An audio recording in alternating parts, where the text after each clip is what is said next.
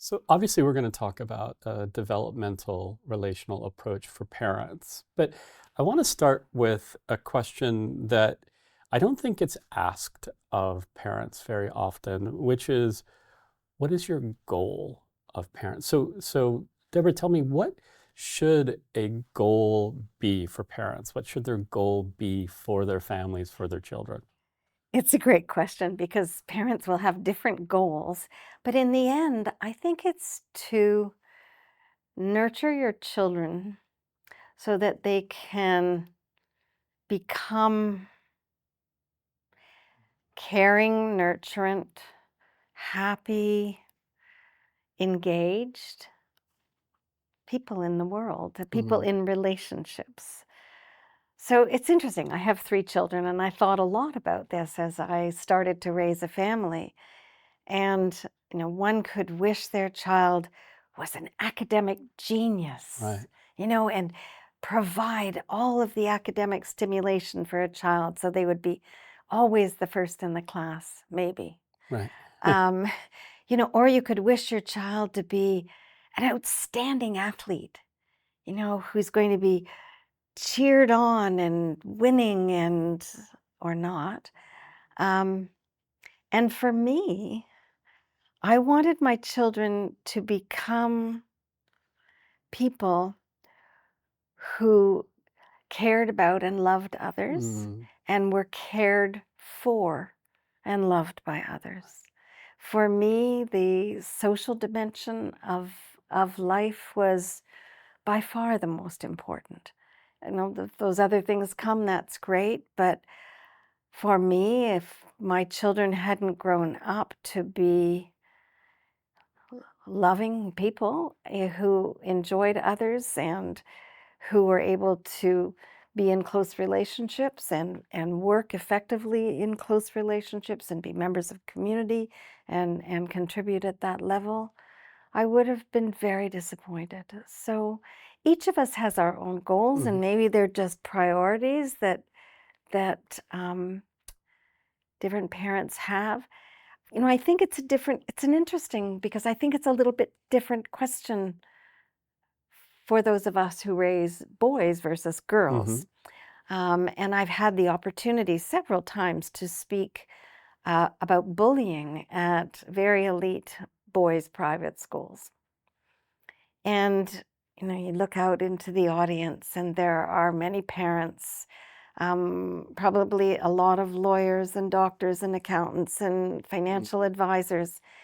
And you can challenge them to think about what it is that they want for their sons. Do they want them to be, the next president, or the most successful financial advisor, or do they want to imagine them as a really caring, nurturant Mm. father or uncle or co-worker? And if you don't want your child to grow up, your son to grow up to be a man who bullies, then you'd better think about what your relationship with that child looks like. Similarly for girls, I grew up in a very, very a household that was very gendered. Mm. And, it was clear girls were undervalued. And if I was succeeding, my father told me I should never let the boys know I'd succeeding, because they would get jealous and feel badly about themselves.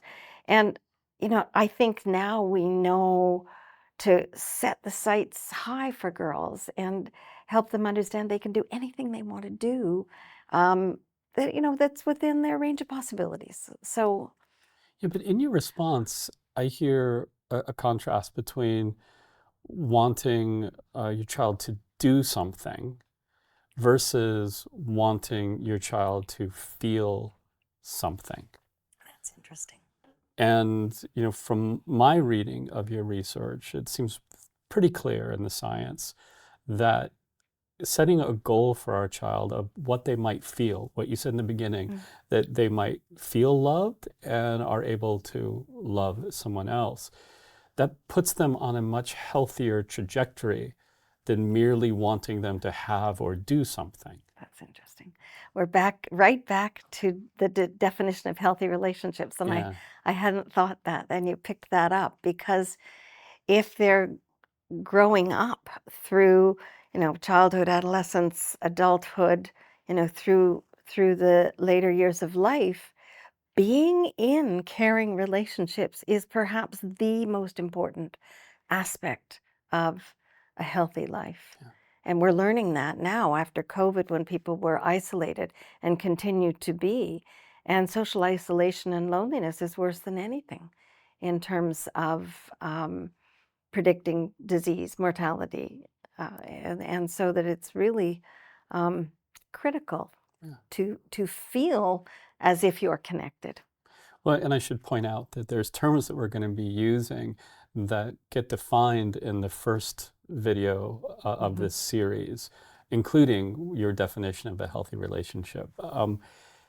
You lay out a lot of, in particular, kind of four capacities that you think or that your research demonstrates are important for parents to foster or help their children develop. But before I do, you and I had a discussion about some kind of guiding principles for our discussions of parenting. And I want to go over those real quick because, at the risk of jumping ahead, because I think they're important for people who are listening to this to know. And the guiding principles that we agreed on that come straight from your work is one, that it's never too late to catch up developmentally, either for parents or for the children. What do we mean by that? Well, it's an interesting question. We used to think that, if you didn't lay down certain behaviors and learn certain things at a given age, like that was Right. it. You couldn't learn those. And I've had a wonderful experience in a program called Breaking the Cycle for women who are involved with substances and their young children. And what I've come to understand there is that when when you bring these women into a very caring, nurturant, developmental, and relational environment, and they learn to trust others and themselves, and they learn about what a healthy relationship looks like, they are able to continue to parent their children, and many of them lost children to child Mhm. protection before, so they are able to be the mother that they want to be. They're able to engage in life to a much Mm. greater extent because they stop using substances and start finding their own pathway in life, whether that's back to school or into employment or as a full-time parent. So these women are in their 20s and 30s and 40s and have made changes. I've seen the same changes for adolescents who are Mm. involved in Pine River Institute. It's a program for children or youth with mental health problems and addictions. And there too, they have a model of nurturance, a model of setting appropriate developmental expectations and supporting that development in the context of really caring therapeutic relationships in this center. And they work with parents as well to help parents understand their teen and teens help understand their parents and themselves. And there too, there are extraordinary changes when there is a caring, developmental, and relational approach to programming. And I just want to point out in those two examples, your first example was about a change that parent has to make Yeah, yeah. in order to overcome a developmental delay or something that didn't happen. And the other example is how a child who maybe didn't receive certain skills is able to gain those later. So the second principle that we have, I think, is very related to that one. So we say it's never too late to catch up developmentally, either for parents to develop new skills or for their children to develop a skill they may have missed or are lacking. You also wanted to make sure that the listeners understand that it's never too late to repair. That's different than catch up, in my opinion. What's the difference? Yes, the difference between repair and catch-up is catch-up is developmental. You just didn't get that basic skill, and you need Okay. to lay it down and learn it and practice it and become competent at it.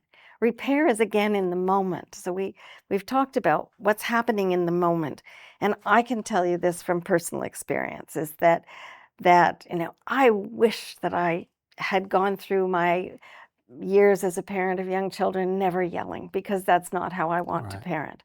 But I would come back from work tired and exhausted, and I'd go through the door, and my three kids were fighting and yelling and hurting at each other, and it just was chaos. And I screamed at them to stop yelling, which is ridiculous because I was yelling at that moment. And what I saw, and it takes us back to what we talked about in the first session on attachment, what I saw was they were terrified. Yeah. They were terrified that the person who was supposed to be the safest, most caring, most nurturant person in their life had just Yeah. frightened them. And so I very quickly learned that I had to repair in that moment and say, I've just made a mistake. We all make mistakes. Kids make mistakes all the Yeah. time. So to be able to say, I've just made a mistake makes it possible for them to come to that kind of admission as well. I've just made a mistake. I should never have done that. Mm. I'm sorry I frightened you. I will try not to do that again. And, with my children, when they made that kind of mistake and yelled or hit somebody, I would often rewind the tape and ask them to go out and come in again, and perhaps for me too, it's a question of rewinding and doing it better, but saying sorry and meaning it and modeling the fact that sometimes we do things that we don't want to do. And if we repair, it fixes the relationship. We're repairing Right. the relationship is what we're repairing. And so, the children then, were no longer frightened. And again, I could become the person who was safe and not terrifying. It's funny that you use rewind. In my household, we use, can we have a do-over, Yeah, right? Can yeah. we, which is probably out of the video game world. It's It's just, so important to my yeah, kid. yeah.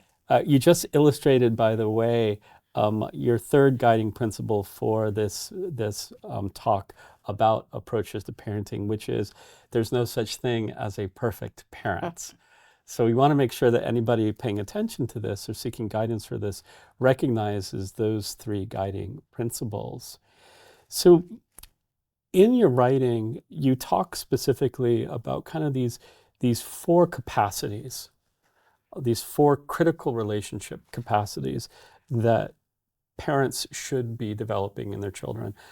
They are, and I'm quoting from your writing here, a positive orientation in relationships, emotional and behavioral regulation, pro-social behavior and problem solving, and fourth, understanding of and concern for others. Some of these we go into great detail in the first of the series, but let's start with that number one, a positive orientation in relationships. What is that? What does that mean? Well, it comes from the understanding of attachment, which we talked about in the first episode, but it really means that you have had experiences of positive relationships, and you think about relationships in a positive way from a very young Yeah. age. And you carry that forward into other relationships that you have. So if you had a positive relationship with your parents Yeah. as a child, you might go into daycare and be quite open to the teachers and expect them to be also positive, and to the peers because you've learned how to get along. And as you move through life, you generally think that people are going to care about you and not hurt you.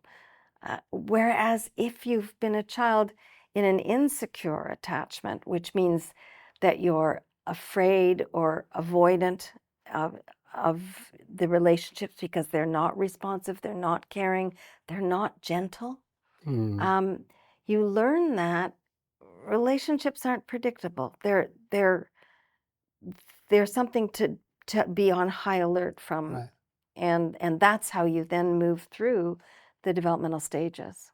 It's so interesting because what came to mind when I heard you say that just now is there's an adage in general school settings that success breeds success. If you can get a student successful in one subject matter, they're more likely to be successful in other subject matters. And what I'm hearing you say is that success in a relationship will help bring success in future relationships. Yes, yes, that's right. And so if you've learned that there's give and take in relationship, if you've learned from an early age to repair, to try to be helpful, and how much that's appreciated, then those are the ways that you step forward. And in every context that we can imagine our children developing, they're going to need to know how to relate positively to Yeah. others. Whether it's in school or on team sports or, in a community activity or as they move through life and have a close partner or take a job, you always have to get along with others. Yeah, it's actually heartbreaking to even imagine the idea that you don't believe in relationships. And I know that we've made humans that don't believe in relationships, but it is a little heartbreaking, I have to admit. It's so heartbreaking. And we'll talk about this probably on policy, but those children can be identified Yeah, very, very early in their development. And if we want to save millions and millions of dollars and heartache, we ought to put resources in when those children are, in preschool or in kindergarten, rather than waiting till they fall off the cliff when they're 16 or 18 or 22. that's a great plug for the fourth video in this series. The second capacity that you believe is the duty of parents to help uh, instill in their children is that emotional and behavioral regulation. And I know that we talk about that a lot in the first in the series, but in basic terms, what is emotional and behavioral regulation? Well, in the end, it has to do with our nervous system and our brain, and it's being able to calm um, the brain to be in a position where you can actually use your thinking capacity, what's called executive Mm, functioning, um, to solve problems, to think about something logically, to monitor. But if you're emotionally aroused and anxious or worried or sad or frightened, it's really hard to access those thought mm. processes that are going to help you solve problems. Um, Similarly, if you're agitated behaviorally and you're walking around and your whole body is shaking because you're so agitated, again, you're just not going to be in a position where you can think logically about how to cope with the difficult situation. And we're often in difficult situations, so that's a really important skill to have. I Well, think, can I just jump in one more yeah, thing? I think for parents, the hardest aspect of this is that in order to support your child's emotional and behavioral regulation, you yourself have to be yeah. regulated. And so there's a process that we're now understanding called co-regulation, that a child learns to regulate because the parent is regulated and supports that child in learning how to regulate. So with an infant, it means soothing the baby and cuddling them and calming their body down. With a preschooler, it means, you know, giving them a little bit of time and space and recognizing their feelings and helping them take some deep breaths. With a school-age child, it's giving them some space to calm down in a nice place and coming back. With an adolescent, it's like a dance. Mm. Sometimes they're ready to talk. Sometimes they're too agitated, and you can't have any kind of effective communication when your child's brain is on high alert because they can't listen. Well, and I definitely want to go over the skills that parents need to use and the techniques for bringing about these different capacities. But let's finish describing the capacities first. Okay. The third capacity, which is related, I believe, to that emotional regulation, that space that exists, I sometimes hear described as the difference between acting and reacting. Mm. Regulation, if you don't have regulation, you're just reacting. But if you're regulated, you can take the time to act in a deliberate way. The third is that pro-social behavior and problem solving. This one's kind of a deep one. It goes back to a discussion that you and I have, I think it does, that you and I have had about adaptive responses versus, and whether or not you even believe in the term of maladaptive responses. So what are pro-social behavior and problem solving? Pro-social behavior is behavior that enables you to get along with others. Hmm. And it enhances your social interactions and your relationships. So it's things as simple as sharing or comforting or um, turn taking. Hmm. You know, some of it is very, especially in the early years, very rule based. Um, being sympathetic to someone, it's just being the kind of person that others want to be with. In a sense, it's like helpful, uh, and so it's a really important skill to have that enables a child not only to interact with others but to be liked Hmm. by others. So children have radar, like just the most acute radar for others who aren't pro-social, you know, for others who aren't fun to be with, for others who aren't good playmates. They, within 30 minutes, they can identify a child who's not fun to play with, Right. and they reject that child.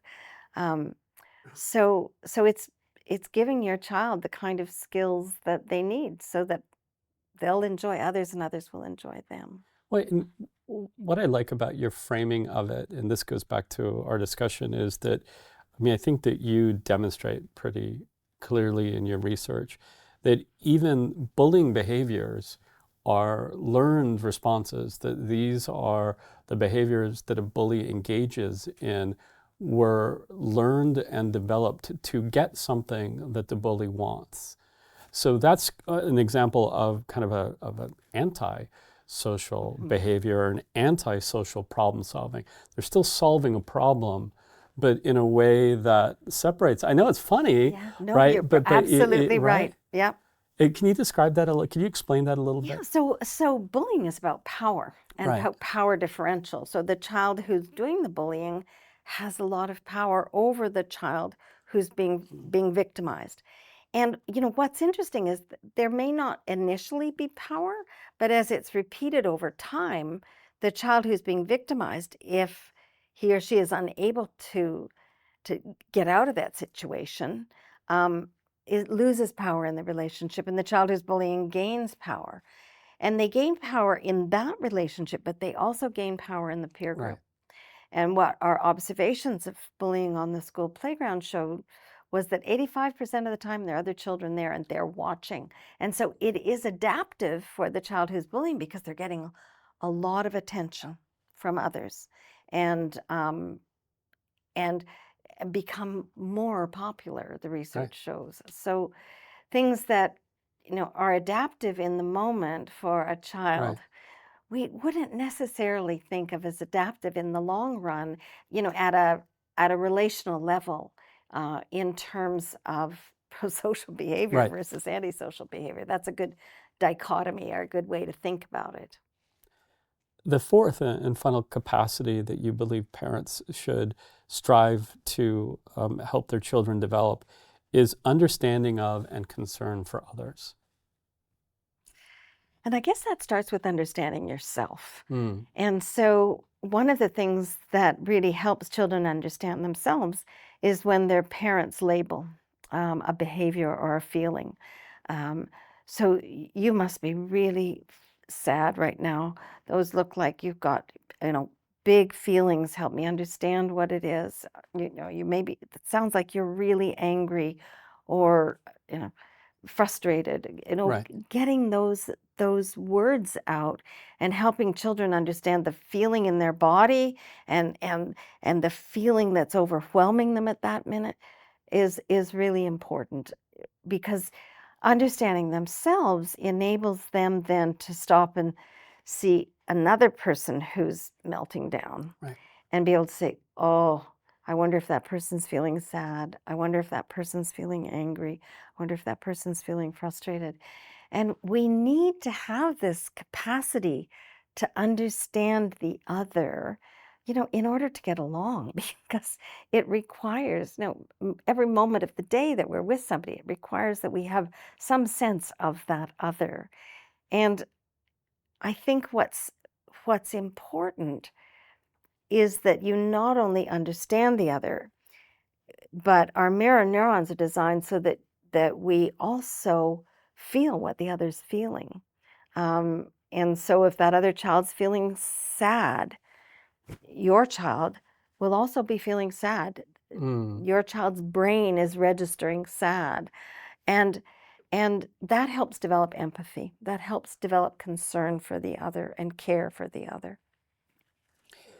You've touched a little bit on some of the skills that parents need in order to be able to foster these different capacities in their children. You've talked about that co-regulation, but I do want to go back to it a little bit. Um, what are the mechanisms of co-regulation? How does it actually go about creating these capacities?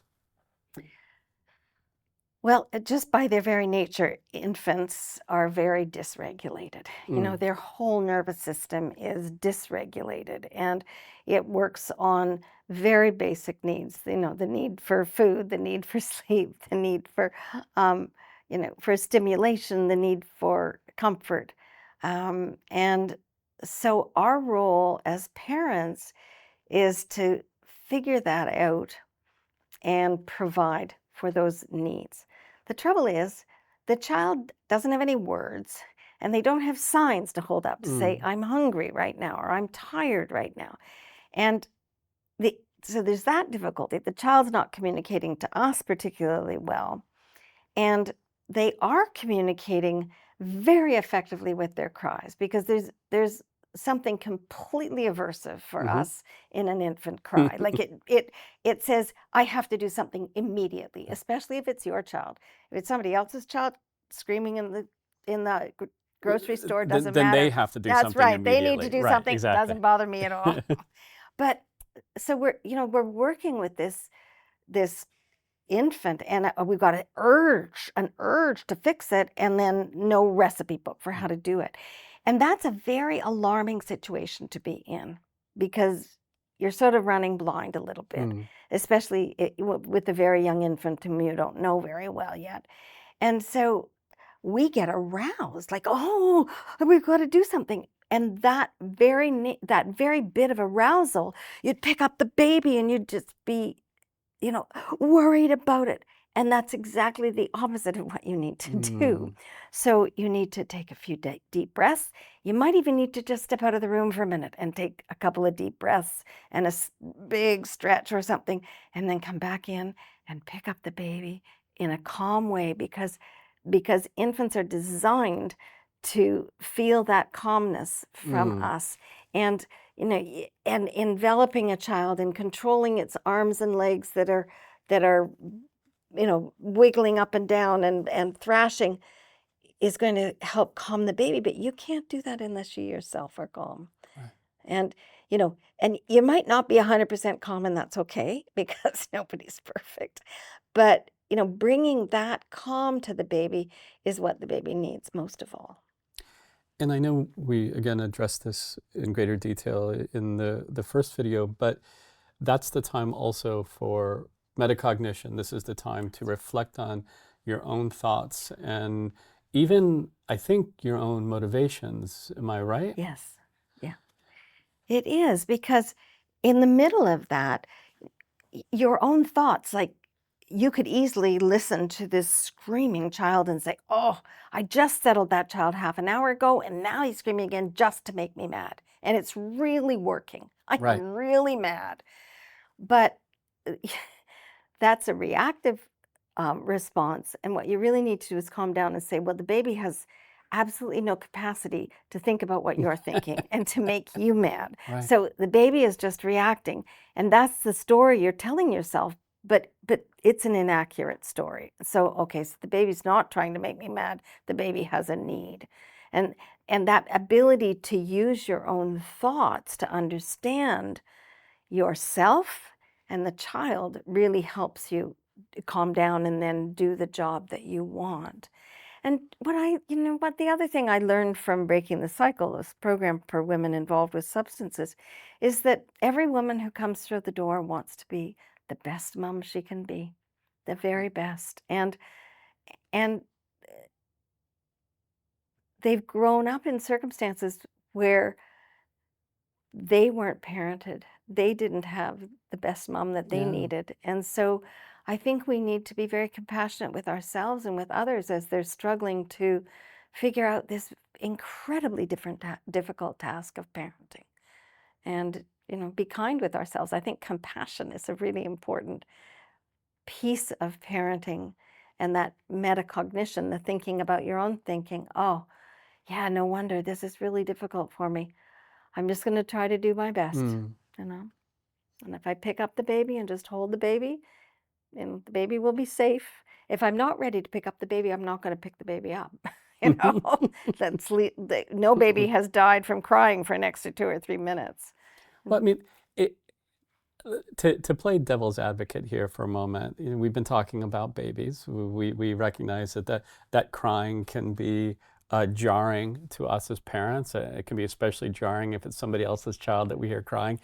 There's another stage in human development that their behaviors are really jarring to us, and the behaviors of other children at this stage are especially jarring to us, and that's adolescence. So let's talk Yeah. about how you apply this developmental relational approach and these ideas of co-regulation to situations that adolescents might be facing or going through. It is so interesting to be a parent of adolescents. Yeah, And I think perhaps one of the most important things to remember is the adolescent brain is reorganizing. yeah, And so some skills that they used to have, they actually don't have anymore. yeah, And one of them is empathy. It seems to drop off. Logical planning yeah. seems to drop off. There are all sorts of unusual things that happen as the brain transitions from being a child brain to an adult brain. And if you can remember that, I think it helps you um, understand the context in which your adolescent is interacting. But there's so many things happening in an Mm. adolescent's life. Peer relationships are becoming really important. Parents, on the other hand, are becoming really stupid. Like they just don't understand. And it's this whole de-individuation where you're like you're de-identification. You don't want to be like your parents because they're just those funny people that live in your house, and the really neat stuff is all out here. And the it's not that adolescents go away and leave their parents and don't care about their parents, but they start to, rightfully so, as they develop, start to align with the peers Mm. more than their parents. And that's really important because peer relationships are what's going to be extremely important for them in late adolescence, in early adulthood, as they develop intimate relationships or working relationships, collaborative relationships. They'll need that. Um, and I always think of raising adolescents as doing a dance. Mm. And at least with my children, it was like that. There's some moments where if you're in the same country, you're too close. Like they just do not want you anywhere near. And there are other situations where they want you absolutely right beside Yeah. them. And those can be like 15 minutes Oh, apart. seconds apart. Seconds apart. Okay, Right. seconds apart. You're right. And so I think you have to be ready as the parent, both to provide the guardrails, Hmm. because adolescents really need guardrails, but also to be flexible in your own responses to figure out whether they want you right beside them or they want you out of the country. And you do that because you need to give them space. And if they don't want you beside them, the more you're beside them and in their face, the more dysregulated they'll become. And the more dysregulated they'll make you, you know. But this goes back, I think, to the point of understanding your own thinking. Yeah. And if you enter an interaction with a adolescent and who is behaving in a way that you find irksome, um, how you think about them and that situation, who you make that situation about, you believe impacts how successful that interaction will be. Mhm, mhm. And it's not unlike the infant. If you think the adolescent is acting out and doing that just to make you mad Right. and to get back at you, then your whole thought process is going to be in a negative spiral. If you stop and think, oh, that adolescent brain is so egocentric, it can't even figure out, what's going on in the world, let alone what's going on inside it. Right. Um, and this might not be the moment to step in, but later Right. you could step in and say, I was concerned about that. Help me understand why you were doing that. And I think curiosity is a very useful tool when dealing with adolescents. Like, help me understand, or I found it curious, or what about? Right. I think those are useful questions because they they encourage the adolescent to self-reflect. And a lot of time, their brain's not particularly in that space of self-reflection. It's more reactive and wanting to go along with friends. In one of our studies, we asked children, if a friend asked you to do this, would you do it? A friend asked you to do these, and they were sort of negative things antisocial things that they were doing. It's interesting because the adolescents who are most aggressive, had the most conflictual relationships with their parents, were most likely to orient to the peers Yeah. and not use their parents as sort of the solid rock to come Right. back to. So that relationship is laid down during childhood. There's some bumps in the road Right. in adolescent, but by and large, most young people, the vast majority of young people, come through adolescence with a few bumps, and you help them over those bumps if you can.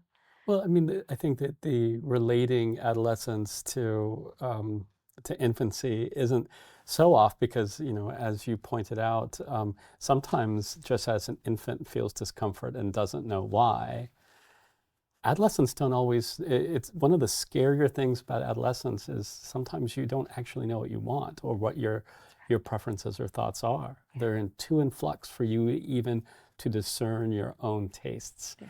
which is kind of scary in that moment.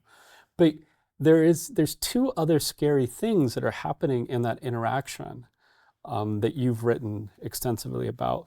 One is this bidirectionality that you can get caught in this almost this negative cycle if you're not being mindful of your own thoughts and your own motivations in those reactions. Explain how this bidirectionality can make the situation, each interaction, worse and worse almost. Yeah. I think this really relates to adolescence Yeah. because they have a very good sense of whether you care or not, Mm. and whether you understand them or not, and or trying to understand them at Right. least, and trying to listen to them, what they're telling you. And if they feel you aren't trying to understand them and don't care and don't really value the fact that they're wearing those crazy clothes as a form of Right. self-expression, um, it's going to they'll figure that out and it's going to distance you. Mm. And adolescents really need their parents, or if not their parents, some Right. caring adults. They Right. really, really need to come back to that secure base that we talked about earlier. They need to come back when they're having difficulties. They need to come back and feel valued, especially when things go wrong in the peer group. They need somebody to listen, not to have the answers, because we don't really have Right. all the answers. But I think that keeping the lines of communication open is really important, and you can only do that if your your adolescent child knows that you value them and believe in them and Hmm. work to understand them and invest your time and energy in them. And you've pointed out that if you expect a negative outcome from this interaction, it's more likely to be negative, which increases your perception that the next interaction is going to be negative. That's And this is that cycle that you talk right. about. Yeah. And it can be such a detrimental cycle and not too hard to fall into. Right. And again, we talked about repair as one of those principles. And it's like, you know, you always are out late with that bad friend, and that you get into trouble all the time and do things, and the next morning you wake up and think, oh man, that was really, really a bad thing to say at 2 in the morning. I wasn't using my own regulation. But you can come back and say, you know what, I Right. really messed up. Yeah, I should not have said those things about your friend. I know how much you enjoy them. I know how much you have time. What I was really worried about was you weren't home by Right. no our agreed upon time of 12:30, and I was terrified that something had happened to you. And what came out as anger was really terror for me. And those are the kinds of repairs you can do. And the more you help your adolescent see what's in your Mm. head, the more they're going to um, communicate with you and accept you and and not ramp up on you. Right. Oh, sorry, mom. Yeah, I'll call the next time. Like just text me because I'm wide awake anyway. And you need to do some planning like that around like this is my point, and then I start to freak out because I care for you so much. Well, in those breakdowns in communication can, as you point out in your writing, can be harmful in the way that they often drive the child into the very behaviors, into the very friend groups or friend circles that the parent might be trying to avoid, or it might even be maybe rightfully blaming some negative behaviors on. You can just imagine the smart teenager saying, "Well, if that's the way you think I am, watch. Right, Just watch." right. And they're not in a space where they can use that good judgment that, will eventually come in adulthood. Um, and they tend to do things to show off to their peers. They tend to do things to belong. And if they feel they're being judged by a parent, it pushes them to, you think I'm doing that? Okay, now we're really going to do it. Right. Or if the relationship with the parent is really strained, and we talked about relationships with the parents unpredictable. One day they're really friendly and Yeah. soft and kind, and the next day they explode and start swearing at you, and it's um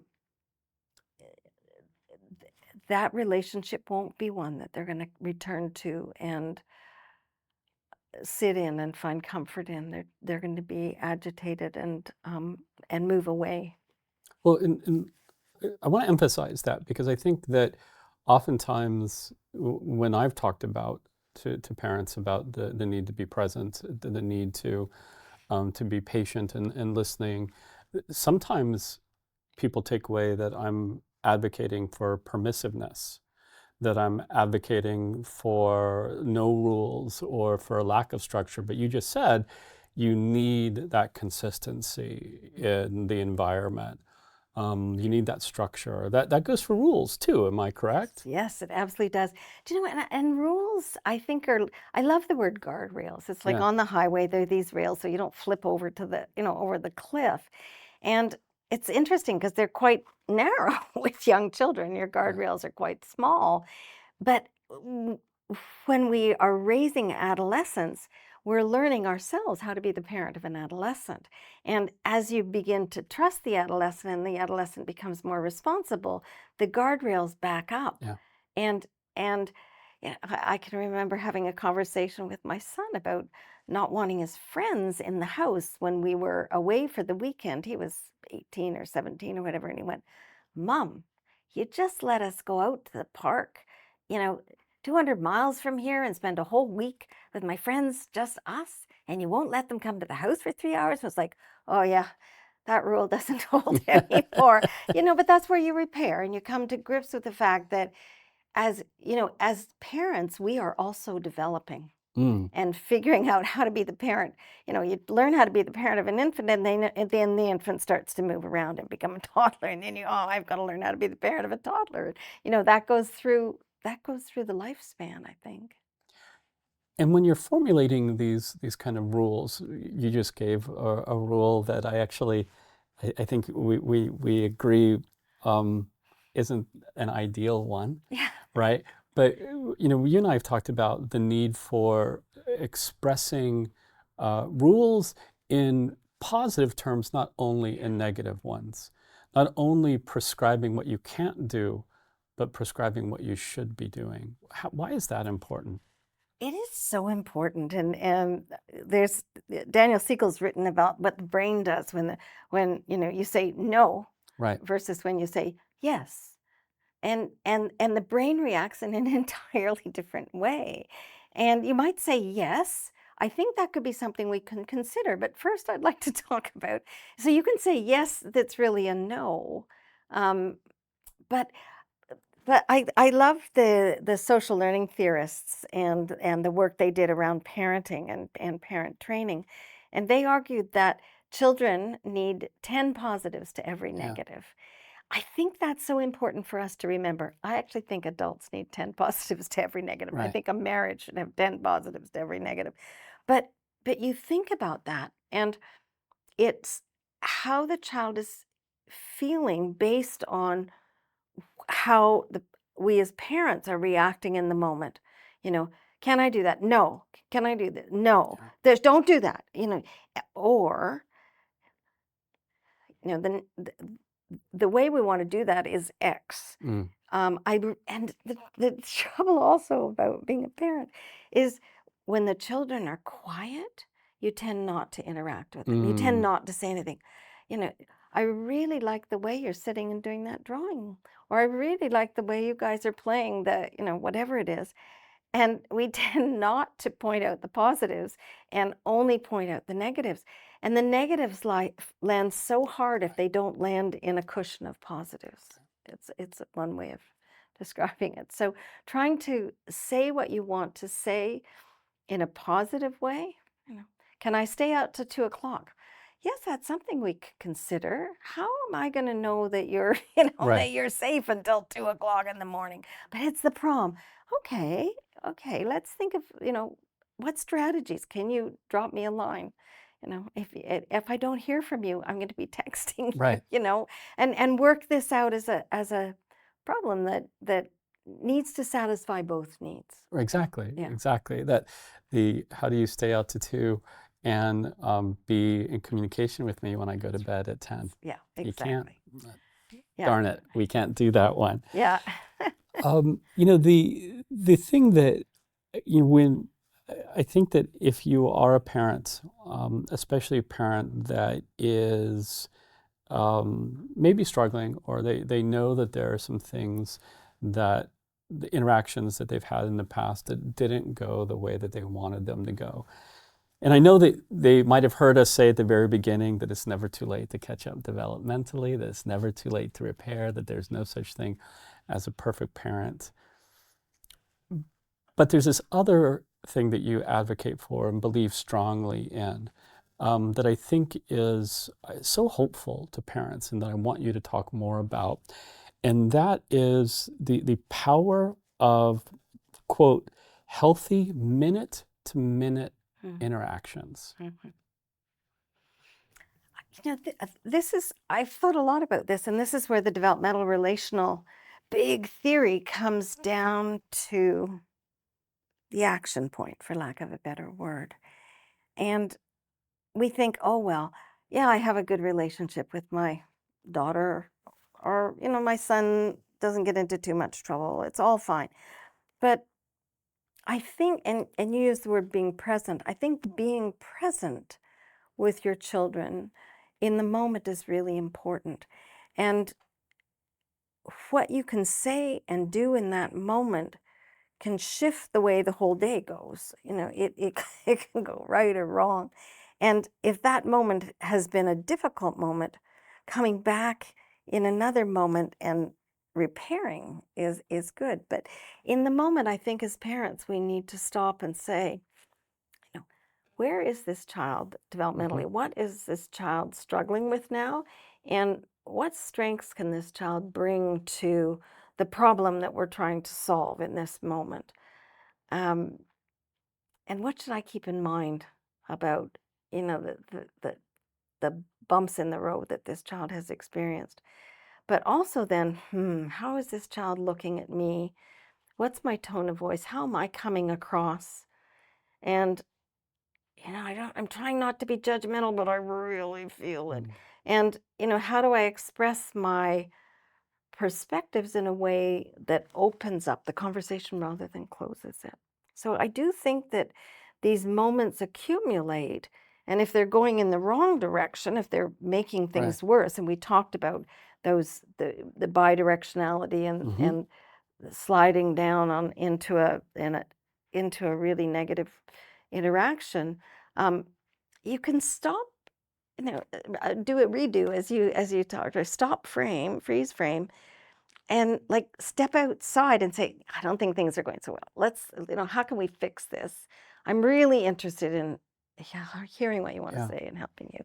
And those moments accumulate. They're not all perfect, but I'm too busy to do that. I'm too busy to listen to you right now. But oh man, if you just could find the time to spend 2 minutes and listen, and then return to it later in the day when you have time or something like that. But Well, I think what I like and find empowering about, your recommendation and your description of that healthy minute-to-minute interaction is that it takes me as a parent out of the worry about how they're going to graduate, what they're going to do when they get older, what sort of relationships are they going to be in, are they going to be able to ever move out of my house, all of these large concerns.